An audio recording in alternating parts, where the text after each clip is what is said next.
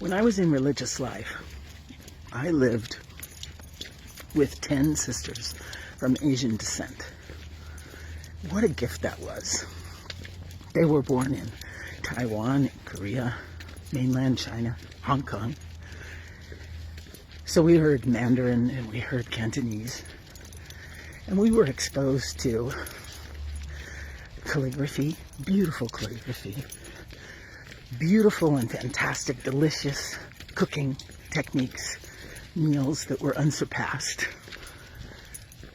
We learned how to sing and speak in Cantonese. Sapgausoi. We learned about the lunar calendar and what it means to be something besides an astrological sign. And one of the complicated and interesting realities that I learned from my Asian sisters was this concept about saving face, losing face, even giving face to one another. This is this idea that our reputation is at stake, that somebody points out something or makes something visible or public, and there is often this consideration that their dignity has been compromised or their reputation damaged. This isn't just an Asian issue, right? Not just part of Asian culture. We have that in the United States as well. Pride is a characteristic of humanity. And when we feel threatened, no matter what culture you're from, the dukes often come up. We become very defensive. Somebody pointing out something to us in a way that we didn't like, and we really didn't want to hear about it in the first place. This consideration of having ourselves exposed, for example, can leave us feeling vulnerable, and we fight back against it. In fighting back against this sense of losing face and somebody pointing out our weaknesses, we often try to flip the tables on the person who's pointing it out.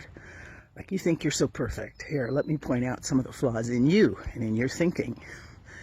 And in a way, the message that they're trying to convey to us is completely lost in this effort to see who can do the dance of outdoing the other and putting the other down or just shutting them up.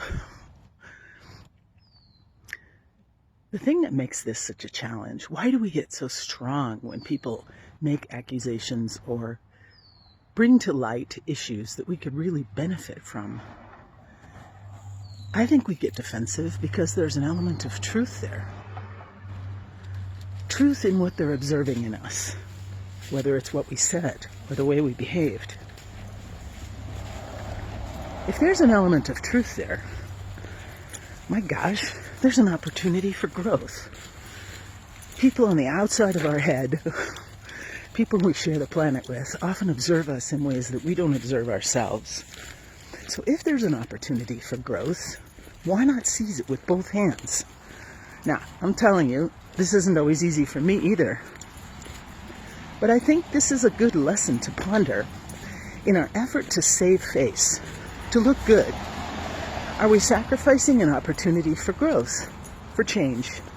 And this person that's pointing it out, if we gave them half a chance, they might just help us with that growth instead of being seen as an adversary.